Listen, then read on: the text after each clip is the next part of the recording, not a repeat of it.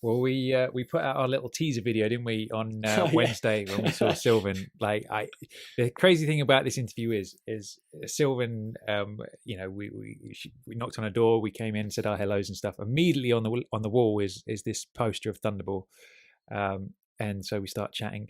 And then throughout the conversation, Sylvan would say things. Well, I've got this original copy of this. Would you like to see it? And we're like, yeah. And then she'd nip off upstairs to get it from wherever it was or something. And me and you were just sitting there giggling like schoolboys. Yeah. And then 10 minutes later, we'd be like, well, I've got this.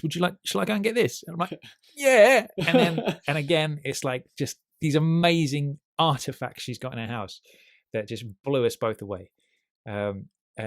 So obviously what we're going to do is we're going to splice the interview in now. So this is our interview with the daughter of Jack Whittingham himself, Sylvan Mason. Okay, so here we are on James Bond Radio with Sylvan Mason, the daughter of Jack Whittingham, who, if you listen to last week's episode, wrote the original Thunderball screenplay. So hello, Sylvan, and thanks for coming on. Hello, Tom. Hello, Chris. Nice to meet you, Sylvan. Nice to be on. First thing I want to say is there's an amazing poster of Thunderball, two of them actually on the wall, if you can see there if I lean back. Oh yes. And they could kind of look different to the ones we're used to. So what's the deal with these two? This one is the Australian version. They've used some of the original artwork and just made it different. And the funny thing about this is that little sign there says not suitable for children. That's a sign of the times, isn't it? Yeah. And then this one over here is the American. I think that's the American poster. I got that in America, so I'm pretty sure that is the one they used in the States. I was given that for my 40th birthday, actually. That was long before poster art was so popular. Wow, it's interesting, isn't it? You see there, it says Albert R. Broccoli and Harry Saltzman present Thunderball, produced by Kevin McClory. Yeah. So yes, they've still managed to get their names at the top there. And Dad's got his credit there, sandwiched in. But on the actual screen, there's another credit which he's left off here, which is original screenplay by Jack Whittingham. That's good. That's on the screen, yeah. But Kevin left it off the poster. This is my favourite. This one was the Maltese film poster, and in those days, which was 1965, Malta was very behind the times. We were all in miniskirts by then. I used to get hissed at in the street by the old ladies for my miniskirts. But you weren't allowed to wear bikinis in public. They were banned. And so this poster comes out with 4 girls in bikinis. And the film critic, or the film, it would be the film, not the film critic, the censor, the Maltese censor, had to have them all hand-painted. These are all hand-painted in, so that you can't see their waists. You see quite a bit of boob there, but they don't mind the boob. They don't seem to mind the boob. It's just the waist. Although Sean Connery's shorts are still rather short. Yeah, a bit raunchy, aren't they? Yes. That's fantastic. Yes, so that's the story of that one. And then I just noticed there's a photo of you and Dad. And the man himself. Yes. That's a lovely That was photo. taken at my... Let me put a bit of light on. That was taken at my 21st birthday. Wow. Yeah. That's a lovely photo. Yeah, that's a good one. So I suppose first question is kind of how aware were you and just the general public at the time of Bond, because for Chris and I, Bond has always been this huge thing. Yes. Whereas before there were just the books and there was no movie. So no. Well, they were well known, just as other series of books were well known. But it was just not huge like it is now, not at all. I mean, I think a lot of schoolboys love them. For obvious reasons. And I enjoyed reading them, actually. But I only really started reading them after Dad became involved. I wouldn't have chosen to read them otherwise. It was just a series of books, really, and actually just about to end because Fleming got tired of writing by the 7th book and said he didn't want to do it anymore and when we wanted to go off and travel. And his wife completely disapproved of what he was doing too. She hated it. So that could have easily been the end Plus, they made one film, didn't they? Casino Royale, which was a complete flop and a spoof. They did. And that It didn't help things. That didn't start the ball rolling at all, did it? It was almost like a TV version, which just I think they made James Bond American for it, which again was a little bit different to everything that followed after that. So. In Fleming's original screenplay, which I have, because he had a go, he tried to write a film screenplay. That's right. Yeah.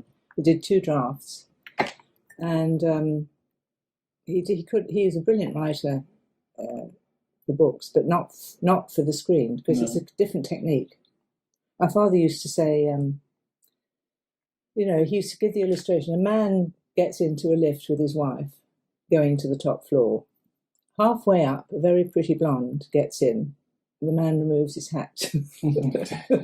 Nothing has to be said. Yeah, exactly. Nothing has to be said. Sets the scene, Yeah, I remember hearing somewhere that Fleming wrote it with a narrator, Bond sort of speaking over the top. So it was a very novel-like way of writing, in the sense that it was all words instead of visuals. Yes, exactly. And yes, but he had Bond with a sort of bowler hat and an rolled up umbrella. No way. Yeah, working for the Secret Service. Yeah, it's kind of, in a way, fateful that things were delayed as they were back in the day to compared to what we have now to what it might have been if Fleming's first try had been made. Because when we were speaking to Robert, we heard lots of TV things which might have been done on Bond, and luckily they weren't, which is good. Well, it was just about to slip into obscurity. Well, not completely, because the books would have been there, but the whole thing, as it is now, was not about to happen. And I have to say that Kevin McClory was the person that got the ball rolling. I have to say that. I'm not particularly fond of Kevin, but... So what was your kind of earliest memory of the project the earliest memory of your dad getting involved in the project? Well, being told, obviously. He'd gone solo. He'd had a very successful career with Ealing Films. And he'd gone solo, and this was a new project. No big... the thing I remember most is that Kevin coming down to talk, because Kevin was such a funny character. He was such a flamboyant... he had this stammer, but he was so funny, and he was always playing practical jokes on everybody.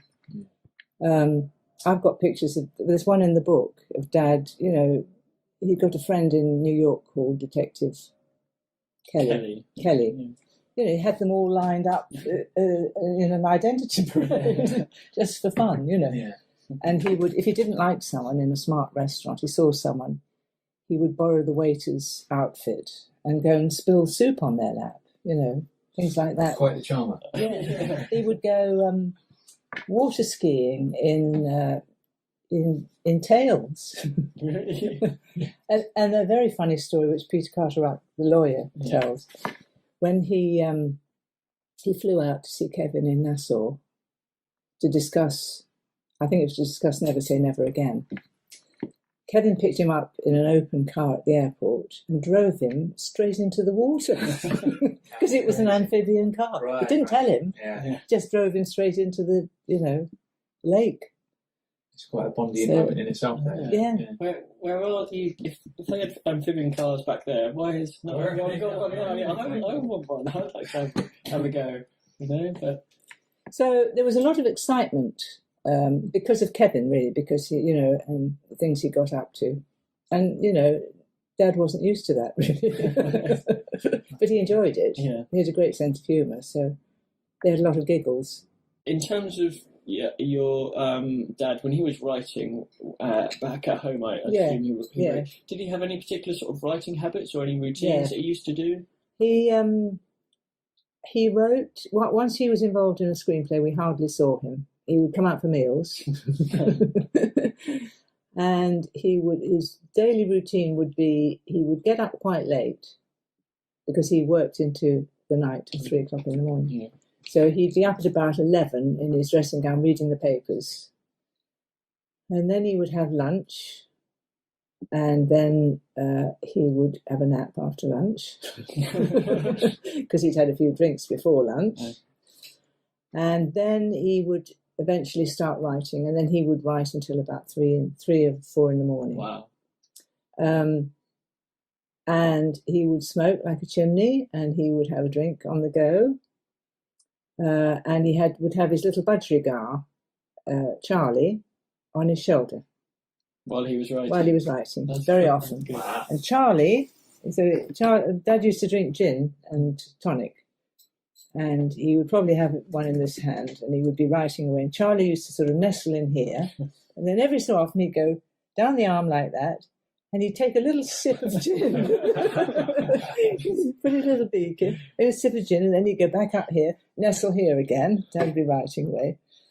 Because he used to handwrite it first and then type it out, or the secretary would type it out. And Charlie would progressively start staggering about. That's a great project. Had to be put back in his cage carefully. Yeah. That's So, but no, we didn't see much of him once he was on a project. So, he'd be stuck into it. Then I could hear long conversations on the phone with Kevin and Fleming. They'd talk for an hour, 2 hours sometimes on the phone. And was this in a study in the house? In a study, yes. Yeah. He had a study. He had a study which was like the den as well. He had a beautiful carved white oak desk with and a carved white oak chair with a green leather seat. Sounds quite Bondian as well. Or it was all very glamorous and fun. So what was that like when he started on the project and he started writing? Like, what were those early days like? Where did he get his ideas from? Like, how did he approach writing? It started off with an idea from Ernest Cuneo, who gets a... And then other ideas came in. Kevin had a lot of ideas. It was a think tank, really, between... They used to get together, Fleming, McClory and Dad, and thrash out the story first, story conferences, either by phone or they'd get together. I remember going up to London once. Actually, Fleming wasn't there that time. And they would, that's how they got it going. It's amazing. That's kind of like the genesis of where it all began, the cinematic version of Bond, really. It is. It's the pivotal, and that screenplay was the pivotal. I mean, up to that point, all the books had been turned down by the major studios as being too misogynistic, too violent, unbelievable. It just wasn't the late 1950s kitchen sink drama type of thing. And they'd all been turned down. And but once that screenplay, so my father was brought in. Fleming had 2 goes at it, and they were all long dialogues of this gentleman in a bowler hat, rolled up umbrella, and so they just weren't suitable for film. And he got fed up with it, and it says in the timeline, he was delighted that Dad came in to take over the screenplay. There was something that occurred to me while reading it, is just how much work that your dad put in prior to any contract being signed. So I think obviously Kevin found out about your father and sort of introduced him to the project, and he met Ian Fleming and got on well. All 3 of them got on really well at the start, and then he started this work on the treatments, on Fleming's 2 treatments, and obviously he put in a lot of time even before anything had been concrete evidence. So do you think that's just a case of back then, and sort of an oral contract was more than it is worth today? I think so, yes. Yeah. Yes, I think so. And Fleming was old school. I guess a gentleman's work. My father would certainly expect that. Yeah. He'd also gone solo the first time, so he was on his own, and obviously wanted to prove himself. Because he was literally one of the best screenwriters in England at the time. He was considered in the top 10. Yeah. Yes. Wow, that's crazy. Yes. That's great. He wrote things like Mandy. That comes back on black and white television. Story of a little deaf and dumb girl. Yes. Cool. So, in terms of the actual day-to-day writing, I understand there was a period where Fleming was meant to, do a script conference or be involved in more of a fashion, but he actually just went off, jetting off around the world. He left it. He left it to them. Meanwhile, Whittingham is fiddling very creatively. In other words, putting in the hard graft. He left it. He sort of bowed out and left it to the others. Once the story had been, he'd given the permission to use Fleming. Yeah. And then he'd seen how the story was going, and then he took off, basically. One of the things I understand is that a lot of people say that they're in the books, there's very little humour, if any at all, and that kind of stuff. And it was your dad's touch on the script that brought in the humour and the more kind of that kind of angle. There were a lot of factors that have gone in. It wasn't just Dad, but Dad did make him more palatable as a man, as a human being. I mean, he was a cold-blooded killer, really, and he was a misogynist, and he wasn't a romantic figure at all, Bond. And Dad did make him, he put in the odd quips, and he did make him more of the Sean Connery we know today. And I think that approach was what suddenly they had. Plus the times were changing. We were going into the 60s. There's that factor as well. Suddenly made the studios sit up and take notice. But it was through reading my father's screenplay. Yeah. And I think Fleming and Ivor Bryce, who was involved as well, both said that the main thing that we have, beyond the fact that Fleming had written sort of one book, was the screenplay. That was the deciding factor. Really? No, I didn't know that. That was the strength within the project. Thank you. Yes. And obviously it was true. And that's, again, sort of how other people became interested. It was the pivotal point, I always say. It was where the whole thing turned to interest. Yeah. And that was because of my dad, largely. Yes. Yeah. There's quite a few plot points, weren't there, that actually ended up in the Thunderball film itself, wasn't there? Like, I think it was the scene where they dropped the grenades on him from the boat. Yep. Yeah, correct me if I'm wrong. But I think that was an idea of your dad's, and there was so many. The plastic surgery one with there's a NATO pilot who he basically is killed by his body double, who's had plastic surgery, who is in underpayment. Yeah, that was Dad's. Spectre, that's right. Dad. So he came with a lot of things, and Spectre, of course, itself was new to the Bond. Yeah, that's right. Yeah, Spectre wasn't in any of the books up to that point. No, that's true. And I think any sort of ideas that both your dad and Kevin sort of came up with, they kind of both prompted each other to get more creative, and there didn't seem to be much input aside from Kevin and your dad at the time. Yeah. Sorry, there didn't seem to be much from No, he took, as it says, he left them to it. Yeah. It's interesting because when we spoke to Robert Sellers last week, we were saying how Chris and I both had a rough idea of what happened with the court case and all that kind of stuff, but we didn't know the details until we started reading his book. But one of the things that I've learned from it is that it really was a collaboration, in the sense that you had the sort of the foundation, which was Fleming's character of Bond, and McClory came up with the idea for the stolen bombs in the Bahamas, and your dad came in and kind of filled out a lot of that stuff as well. So it was yes, it was. It was, and there lots of other factors came in. Terence Young's direction was a factor, but I guess the heartbreaking thing about it all is just that Jack Whittingham doesn't get any credit for anything. No. You know what I mean? He's always been a name that I've been aware of. That he had something to do with Thunderball. Yeah. Until reading the book, I didn't realise just how. Well, Saltzman and Broccoli, bless their hearts, don't point that out. They don't like to point that out. They like to think that the whole thing started off when they came onto the scene. Yeah. But they came onto the scene having read Dad's screenplay. Yeah. So they kind of missed that bit out. Yeah. It's a shame as well. I think once the screenplay was written and things were kind of looking rosy, it was almost at that point where the cracks started to show between the relationship between Kevin and Ivor Bryce and Ian Fleming. Yes, it was. And obviously that adversely affected your dad, because they were almost trying to have, this is one side of the sort of group, and your dad and Kevin was like the other. And I think because of that, it had, it had serious, well, obviously it had serious effects because it made everything go into a completely different direction at that point. So it, no one realised how far they'd gone.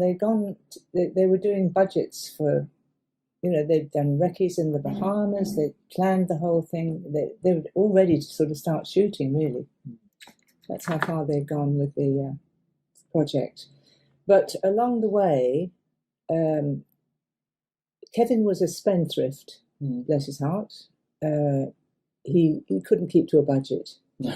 And he proved that because he was in partnership with Ivor Bryce making a film called The Boy on the Bridge. And that had gone wildly over budget and hadn't made a profit. So they started to lose faith in Kevin's ability as a producer. There was a case in point is that Fleming and your father still remained good friends no matter what happened. And I read in the book, actually, there was a part where they were having a script conference and Fleming, your dad, and Kevin McClory were there. And I think it might have been one other. I don't know if Ivor Bryce was there or perhaps someone else. And Fleming asked your dad to have a word with him in private away from Kevin McClory. So they went off and had a chat, and Fleming confessed to your dad that he was anxious about, the project getting too big, because initially it was going to be, obviously they knew it was going to be a Bond film, but it was getting bigger than he had imagined, and that the costs suddenly with Kevin were looking at that time astronomical. Absolutely. And so he obviously confided this in your dad, and your dad was trying to, calm things, but sort of saying, well, I'm a writer, Kevin's the one that should be speaking to. And obviously that was part of the factor of how things went. Yeah, they got very nervous about Kevin. So what was your memories of Kevin McClory as a man? Because we hear the stories about him being kind of this joker and somewhat of a lovable rogue, but we also hear some somewhat less favourable reviews of him, so to speak. So did you ever come across that side of him back in the day? Well, I mean, I was only 16 when it was being written, so I just would be an onlooker, and Kevin would be holding fort, and I was terribly impressed with everything, as you are.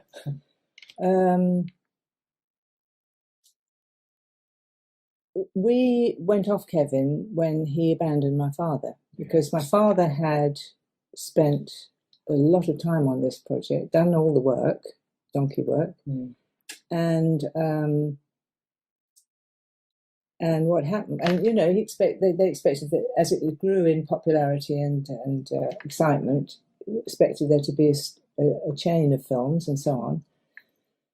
And at the end of and also through the court case, even though my father had had a heart attack, he'd had a heart attack snorkeling in the Bahamas with Kevin, and they had to keep that quiet because that's death in the film business. But he was suffering with very bad angina pains. I mean, I would hear him groaning at night. I slept in the room next door. But he loyally went through that court case to support Kevin because he believed in him, and there was a veiled offer from Fleming to go to the other side. I don't know if you noticed that in the letters. I'm sure there's nothing our lawyers can't sort out, old boy sort of thing. Yeah. But he, Kevin had started this thing going. And so he stood by him loyally through all that. He had dropped out as a prosecutor because, I forget who said it, Kevin had everything to gain and nothing to lose. Kevin had no money. He was being backed by Johnny Gold, a friend of his from South Africa, a very rich man, and then he was also then engaged to Bobo Segrist, who was an heiress to the Hawker Siddeley fortune. So he suddenly had backing. He had nothing to lose and everything to gain. My father, on the other hand, had 2 children in boarding school and, a reputation to keep going and so on. And so he had everything to lose and nothing to gain because he wasn't on the contract. No, that makes sense. He had sold his rights to Kevin. He'd paid as a writer. Yeah. So he could have been wiped out by this case. So what he did was to step down as co-plaintiff, that's the word, and carry on as principal witness for him. And at the end of the day, Kevin just walked away. He didn't even tell him he was going with Saltzman and Broccoli. So that must be a real... He went off, Kevin, then. I can imagine you did. I can imagine you did. Yeah. So how did he react to that? I mean, for somebody who gave all of his support behind him just to be snubbed like that, must have been heartbreaking. So do you remember much about how he took that news? And how did he find out, first of all, like that he was I don't think he found out until he went to... No, he knew Kevin was going. I don't know how he found out, but Kevin didn't tell him for ages. He took it very badly. He was very disappointed. The other thing he took very badly was Fleming's death. That was very unfortunate, because Fleming was a very sick man by then anyway. Yeah. And but there's no doubt that the court case didn't do him any favours. He had a weak heart and chain smoking. But what happened was, when Kevin won the case, the idea was that my father would then bring his own case in safety, because Kevin now won the case. It should have been a matter of... my father was then suing for damages, his own damages. And he started to do that, and about 2 months into that, Fleming dropped dead.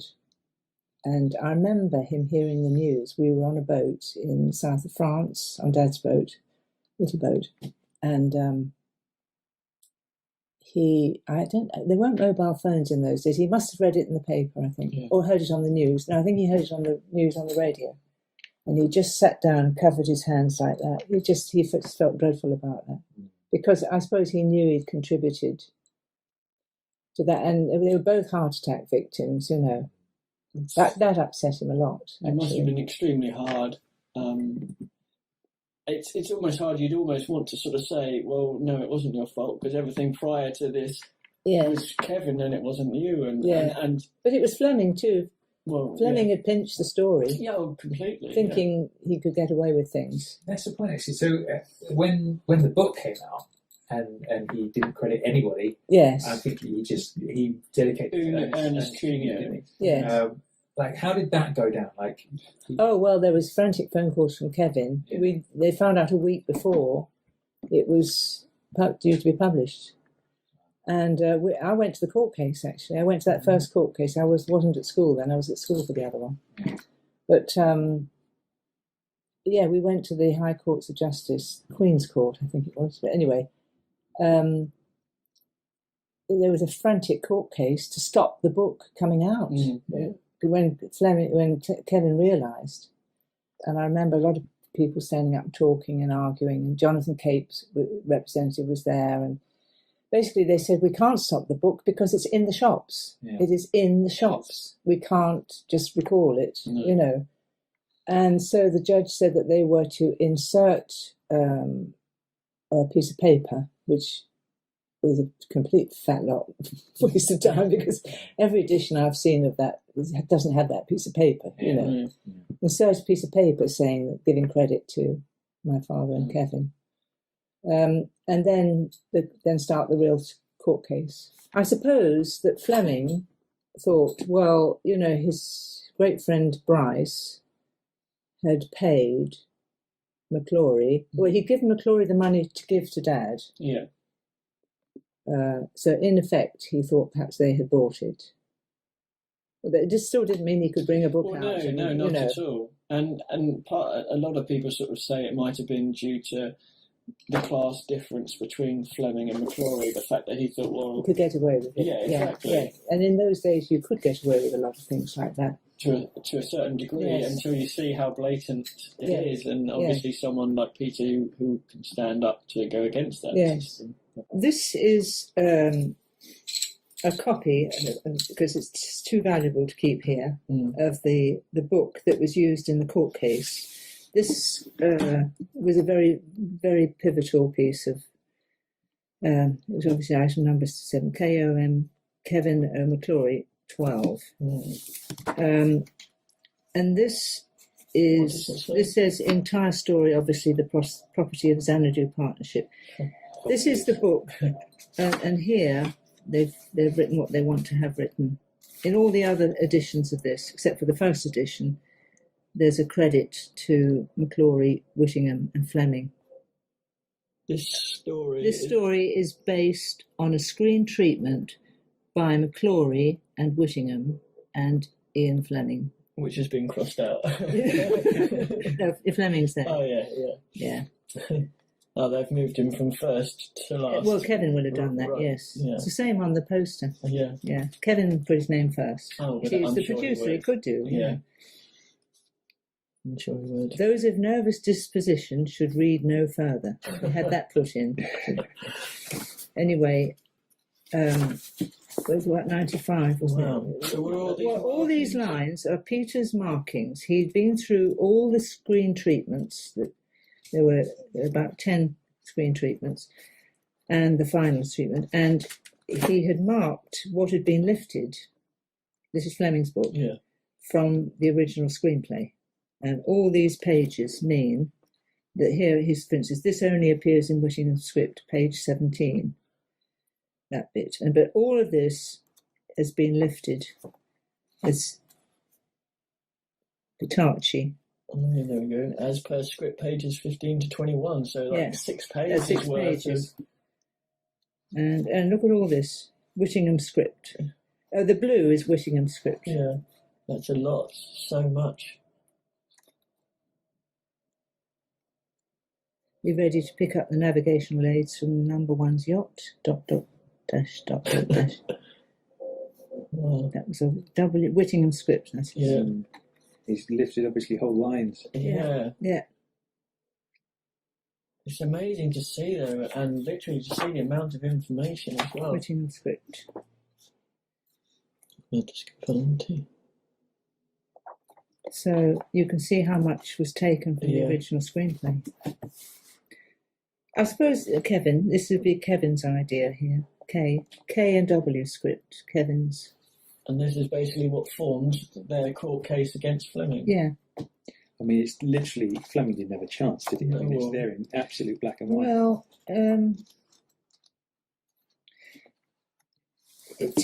I suppose what he was thinking was that he had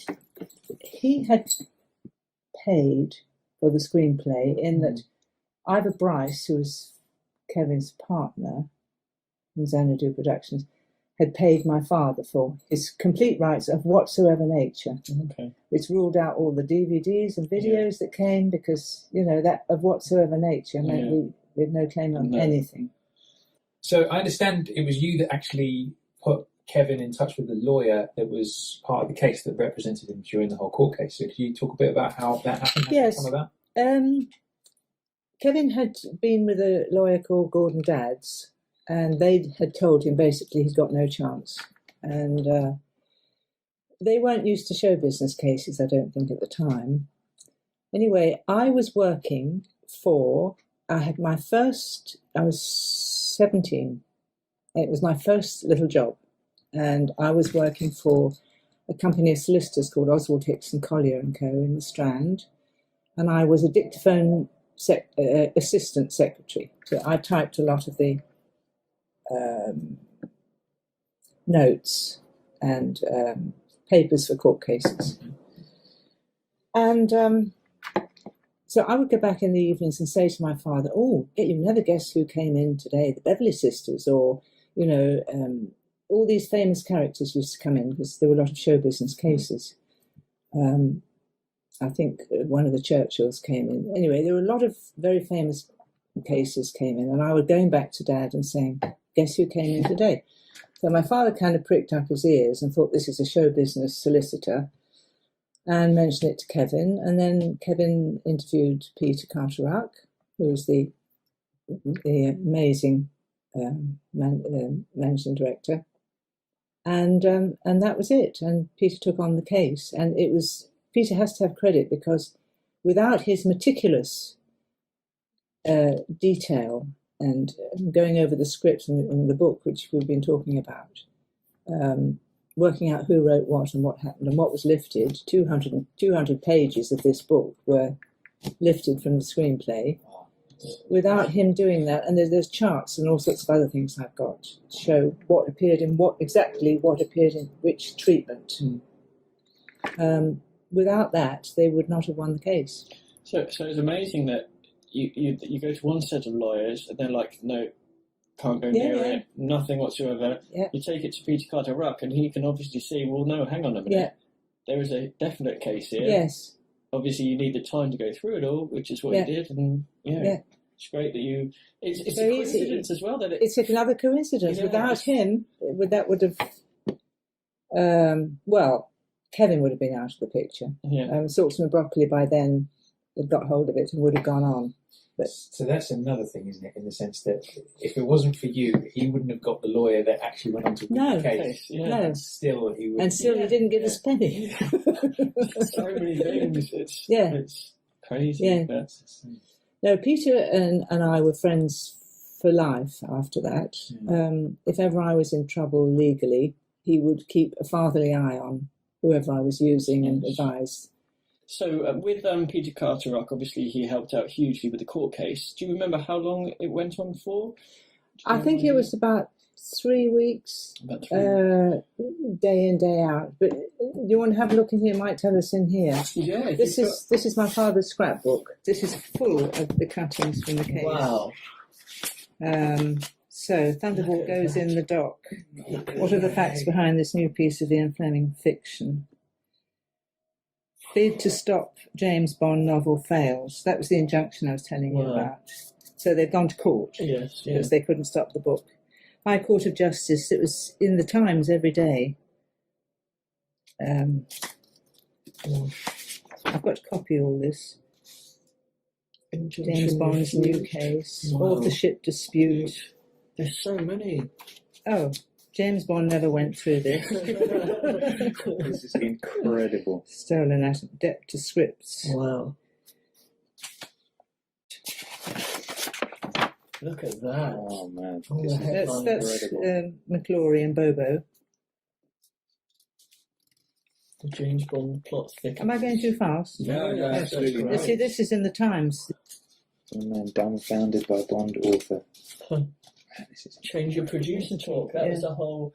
They wanted McClory to be associate producer and stuff. When Ian Fleming, the author, suggested to Mr. Kevin McClory, the film producer, that a more experienced man should produce the first James Bond film, he was dumbfounded.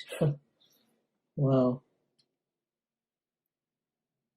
The offer of £1. He had a letter that said he reminded Mr. Fleming of his experience, and a letter from Mr. Fleming in which he said, "There is no one I would prefer to produce James Bond on the screen."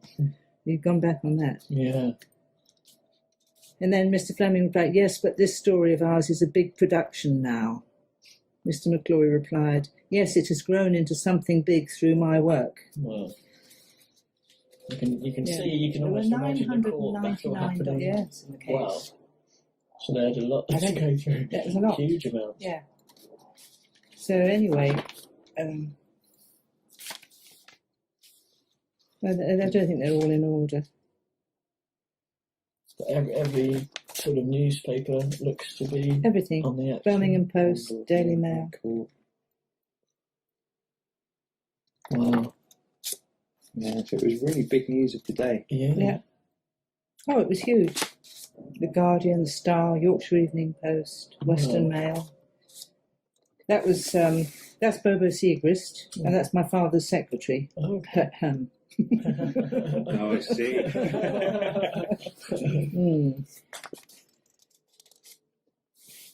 Wow.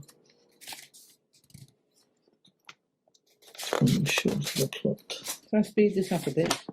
There's a lot of cuttings. Yeah, no, but it's got Fatima Blush and Bond before Snorkel kissing started. Fatima Blush enters the case. Wow. That's crazy, isn't it? Snorkel kiss sets the High Court laughing. I remember there was a line your dad wrote on one of the scripts about the way the bombs were going to be stolen, and he wrote, "Not even a half-wit would believe this."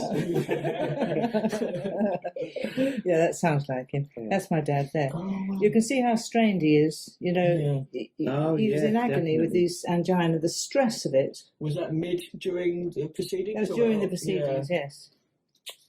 Yeah, he was very stressed there. There's the secretary. There's some of Mum as well. Now that's those two. Yeah, Bryce. They're not looking quite so happy. That's no, Bryce, that must have been just after the it wasn't going too well, or else it was after the here they are again. You see how tired he looks there. Great picture. Yeah, it's fantastic. McClory looks a bit smug in that. He does. Yeah. He does indeed. Yeah, going well. Well, they were offered supposedly offered £2,000 under the table, or McClory was by Fleming, to drop all the case and everything, but obviously and there's him denying it on the left. Look, James Bond author says no under table offer. Yeah. So then they said that he'd given Dad some as well, which was absolute ludicrous. I mean, as far as my father was concerned, if he'd taken Fleming's offer and gone on their side, he could have gone on to write the string of them. Yeah. So that's amazing just to see it, though. So much stuff. It's settled now. Oh, there we go, settlement. Yeah, agreement. Settled 3rd of December. Yeah, I think it's 21st November we saw. So, well, it was 3 weeks, I think. Yeah. McClory to get film right. In there with his drink, looking all happy and it's literally the whole story just unfolding before us, isn't it? That's brilliant. Yeah, whole thing is this is that's Peter one in the O'Toole. novel, isn't it? That's in the book. That's in the book. Yeah. He got £50,000 damages, and all his costs paid. Fleming, Kevin, And So- the right to make the movie. and the right to make Thunderball. And there's something in the book that he said that he still wasn't happy with it and thought Peter was not gotten the best deal that he could No, have done. he thought he'd colluded with the other side. He was a bit paranoid. Yeah. He thought he'd colluded because Peter used to talk about this. It was ridiculous. But how could he? He said he only met Broccoli once. Yeah. You know. And how could he not be happy with the results? I mean, I it's know. crazy. Cash flies. Well, you know, he later went on to sue for the rest of his life, saying that all the films were based on this one screenplay, and the whole franchise was. Look at that. That's your dad, is it? No. This is Lawrence Harvey as James Bond, 30-year-old Lithuanian-born actor. I've got another book. I'm not going to bring out any more, but all the casting letters. They're hilarious. Of all the people who are writing in. Tough men line up to be the other James Bond. Yeah. Wow. One Bond at a time, please. They had phone calls from random people sort of saying, I can be Bond. Yeah. So where do Friends I sign like up? I think my father-in-law would be convinced. He's a fireman, he's tough, he can do it. That Burton gets big offer for a new James Bond film. Wow, now that's interesting because Richard Burton certainly would have been an interesting choice. Now, at this point, my father believes he's still going to be involved. Yeah. Yeah, you would have thought. Because that's right, yes. He thought they would use his screenplay, obviously. McClory's one, and you know, he'd been working for it. That's what he's presuming. However, because by now it's 64, in 62, Dr. No had come out. Yeah. This whole thing started in 59. Yeah. So, because by now Dr. No's come out, and the second one came out, I can't remember which one it was. From Russia with Love. And Richard Maybaum has done the screenplays. Right. They wanted to continue with him. So he then did the screenplay of the book.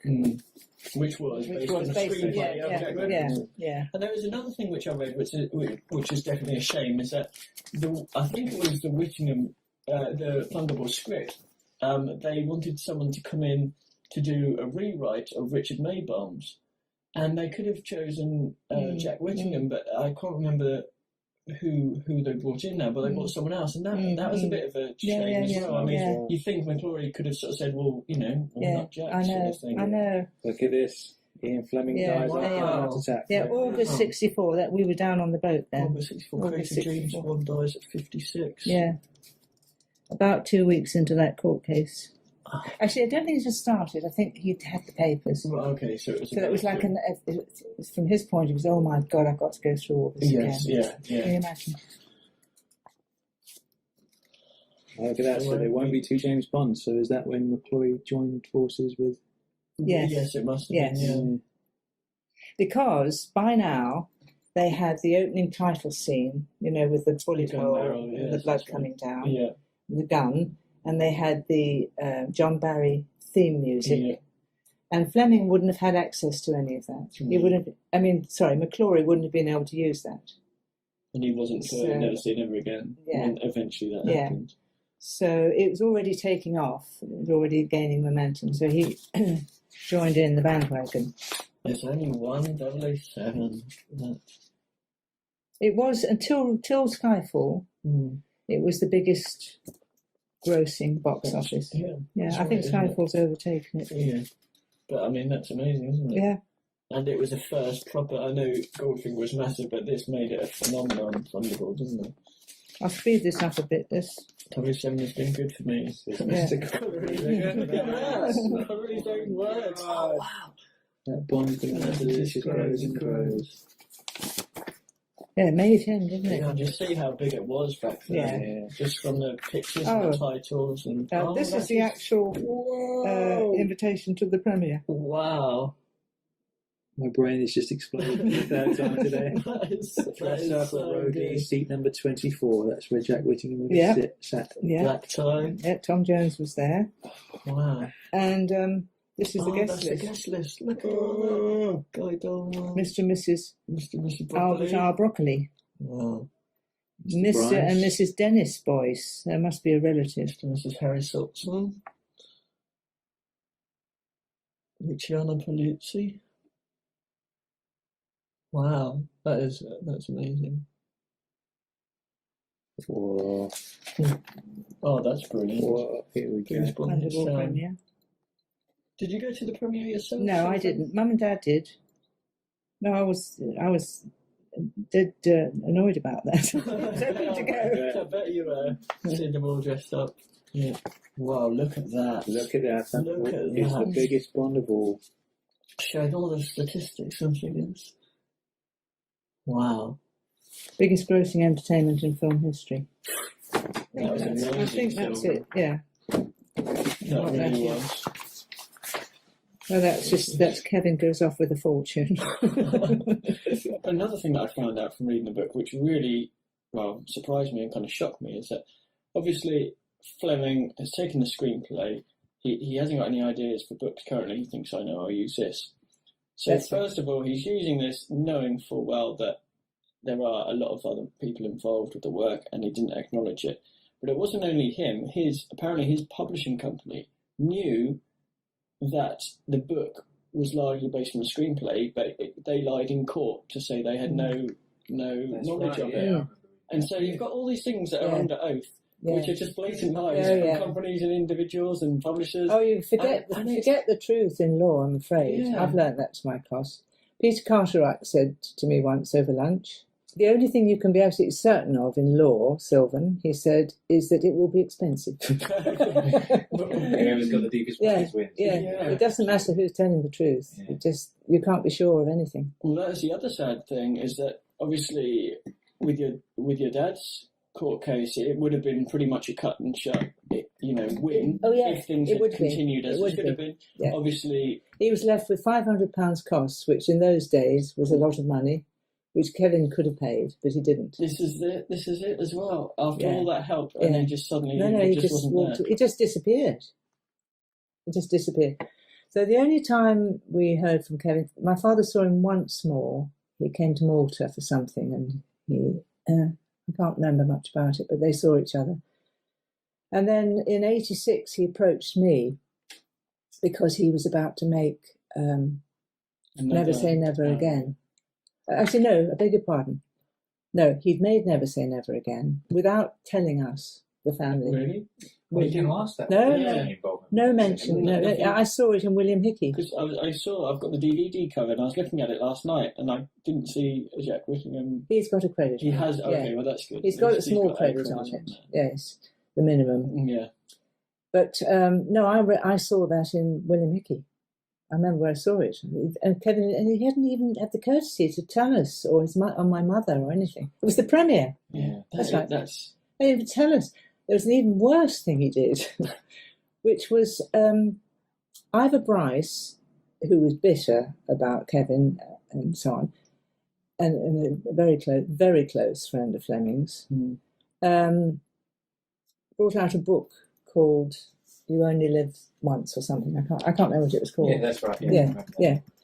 And in it, he suggested that Kevin had paid my father to lie, basically, which is absolutely, I mean, I've got letters from Kevin. He says, "Your father's one of the most honourable men I've ever met."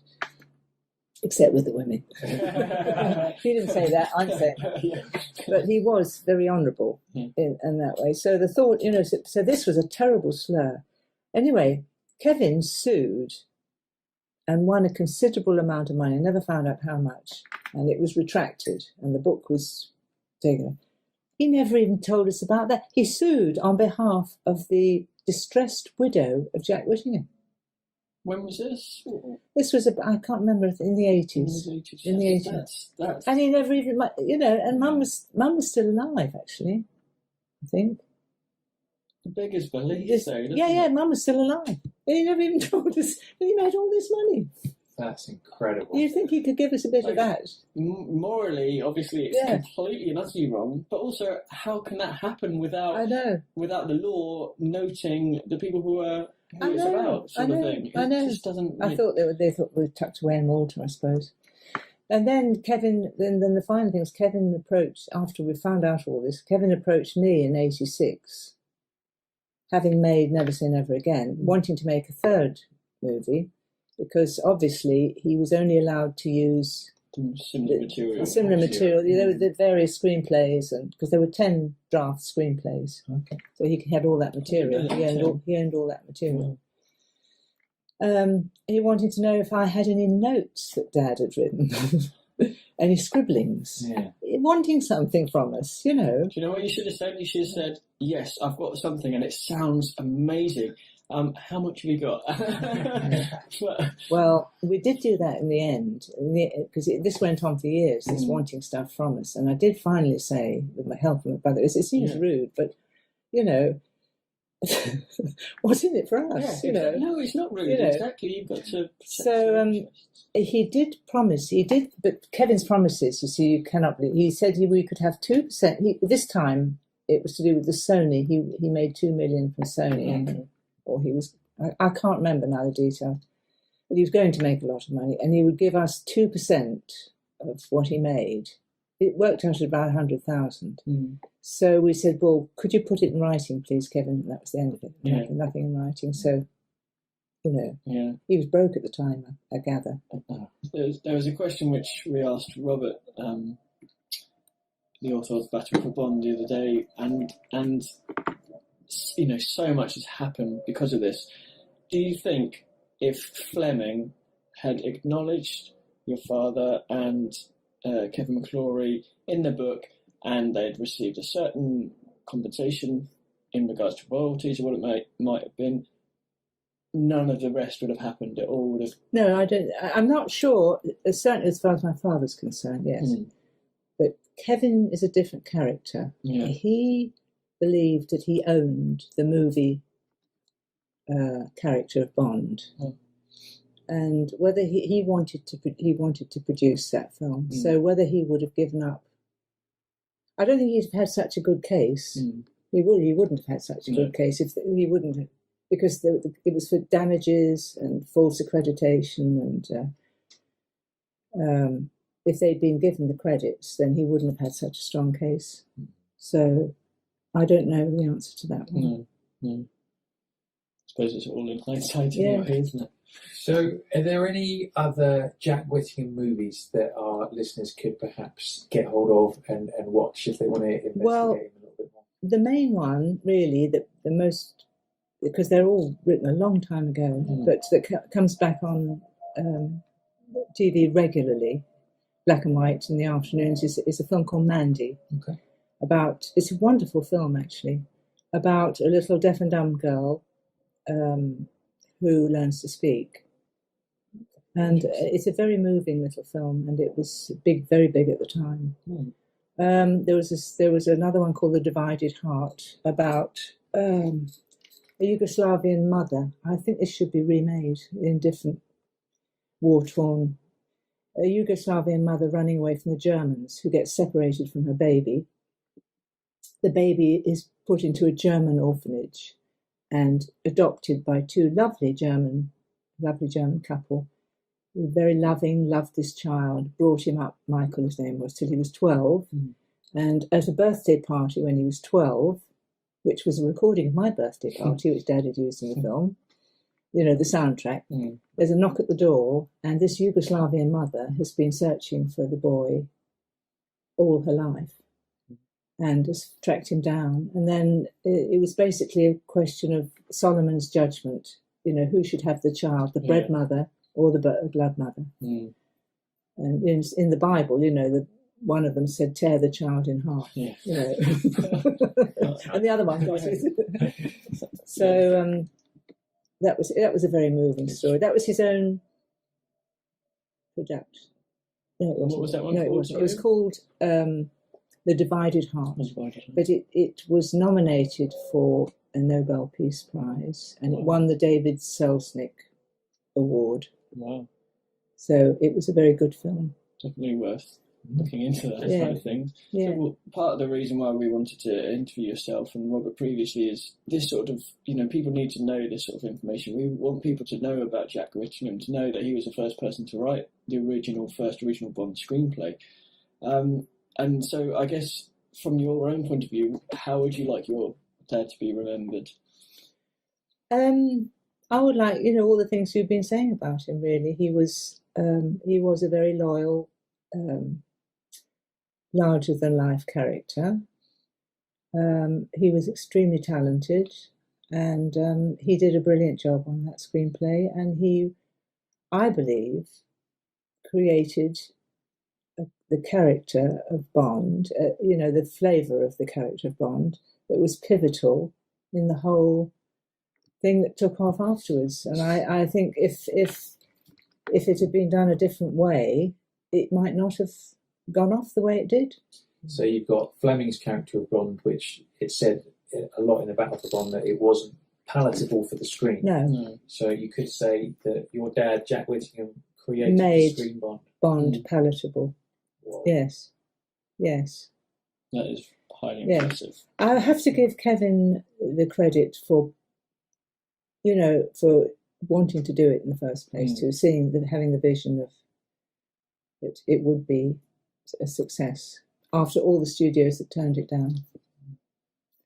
But Dad did nearly all the work, and Kevin took a lot of the credit that wasn't his, because he wasn't a screenwriter. He'd say he wrote some of it, but he didn't. He had a few ideas. Yeah, but Dad did the hard slog for months and months and months. Well, now we know that, which is brilliant, and hopefully several more people who didn't know that previously will now know that as well, which is great. Yeah, well, We've I'm got our delighted. millions of James Bond radio listeners who now know that as well. So, Exactly. So last question, I suppose, is I saw a video of you on YouTube from it must have been the mid-60s, 1965, singing a rather fetching little pop song. And I understand you had a little fledgling pop career for a while back in the day. I did, yes. It didn't get very far with it, but it's been very interesting.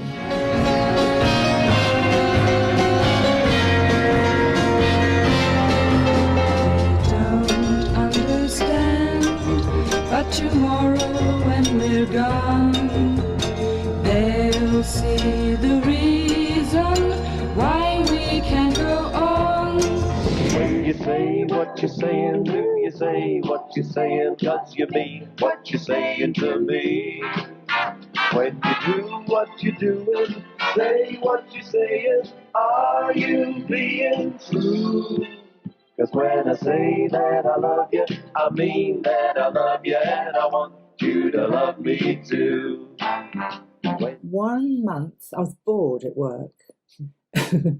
And one of the magazines said it was a month of golden opportunity, follow every lead. And I sent off a little disc of me, it was a tape in those days, reel to reel, of me singing and playing my guitar to the Cyril Stapleton Talent Search at Radio Luxembourg. And I came 6th in the competition. A girl called Dana won, and had a hit with all kinds of everything. Anyway, they wanted to record me, but they said, I'd had absolutely no experience and I was quite timid. So would I go along and have singing lessons with a Freddie Winrose in Denmark Street, Popland, So off I go and I start these singing lessons. And in Denmark Street, it's a little tiny street in the West End, there's a coffee bar called the Gioconda, where you never know who you were going to see. They've got pictures of famous singers all around the wall. The next thing was that Ray, the owner, came up to me, not necessarily that particular occasion, maybe the next, and said, "Excuse me, sir, but are you a singer?" So yes, I said. So he said, "Well, there's a chap outside who wants to say hello, and he's a manager, and he'd like to talk to you. Would you meet him outside?" Anyway, I went outside and was introduced to Barry Mason, who later became my husband, and within 3 weeks, we'd written a song, and I was in the Lansdowne recording studio in Lansdowne Road with a 70-piece orchestra, because you had to have the orchestra playing live at the time, because of the Musicians' Union, recording this song, which we had written. So anyway, out it comes, and I appeared on Thank You Lucky Stars, and it was doing well, but it didn't hit the national press because several other records had been issued that week, and so it didn't take off. And in fact, the record company stopped pressing it. So that was the story about that. It's come out 3 times since. It's out on vinyl now. Listeners, go and get yourself a copy. With Spoke Records. And I did make one other record with Barry later on, but that was it. After that, we went into his career. I hear you did this, your fair share of songwriting as well. Yes, I then went on to eventually marry Barry. And he had a couple of hits when I first met him. He had Don't Turn Around by the Mersey Beats. And I went on to help him with all his lyrics, well, not all of his lyrics, but most of his lyrics, in particular Delilah and Love Grows Where Rosemary Goes. That's incredible. Back in the day, I was in a fledgling band myself during my 20s, and that was always one of my lifetime goals was just to write one song that would be a classic that would stand the test of time. Yeah. And there you go, you've written two or more probably. Yeah. And there it is. That's crazy. Well, thank you so much for having us. I mean, it's completely blown my mind, a lot of the things you've talked about. It's been amazing. A, to meet you, and B, you've brought some material that we'd never have a chance of seeing, or hardly anyone would have had the chance to see before. So completely fascinating. It's been lovely. You've made it very easy for me to talk. Felt very comfortable. So thank you so much. Okay, so how cool was that, dude? She was awesome. She was so good. Like one of the nicest people we've ever met as well. Like she was just so welcoming and just so like chatty about the whole thing. And she made you about 6 cups of tea, didn't she? She did, man. I love my cups of tea. It's good. It was good stuff. But one thing that she's actually done, which is really interesting, is she's taken in her archive at home. She's basically got loads of copies of the original like concept art from that initial Thunderball movie from 1959, 1960. And it's just amazing. And what she's done is she's taken that artwork and made it into artwork you can buy. So you can buy like it on canvases or on little prints, or I don't know whether she was joking, but she said something about postcards as well.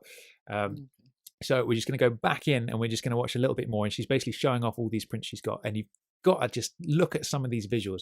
And like you said when we were there, it's like looking at the finished Thunderball film. Like the look, I mean, what people must realize is like this concept art is for pre-Broccoli and Saltzman, but it looks like a Broccoli and Saltzman film, doesn't it?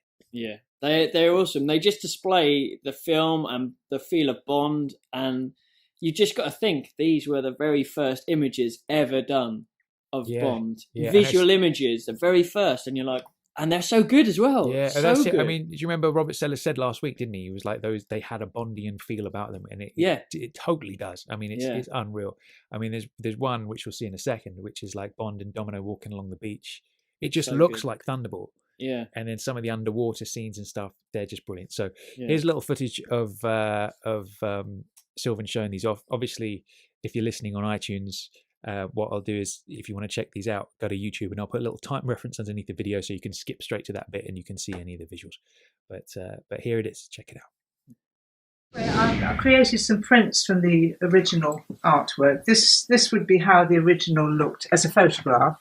Yeah. It was obviously a quarter that size, which I've scanned and made into a canvas print. They were all in sepia to begin with, Yeah. but just to make them more exciting, I've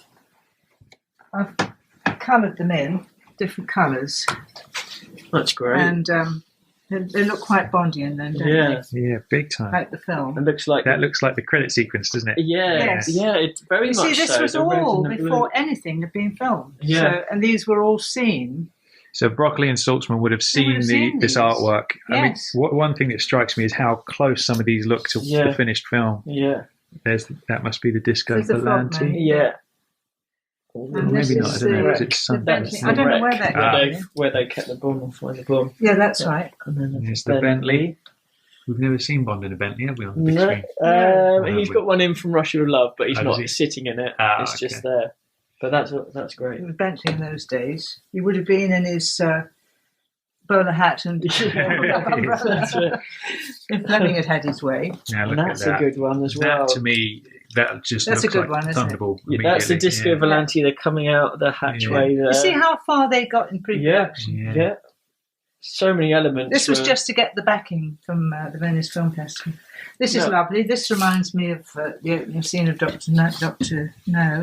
This is Yeah. probably one of my favourites, just in terms of it's very similar to Doctor No, but that almost looks like Sean Connery and Claudine Auger just walking down It the does. beach. It in really does. I Yeah. mean, that is the look. isn't with it? the It's Disco there. Volante moored in the background. Yeah. It's fascinating. And then this one has faded a bit. I've got another one. Shall I get it out? Or? Oh no, that one's fine. I That's think fine, it's okay. it looks good. We can see that one.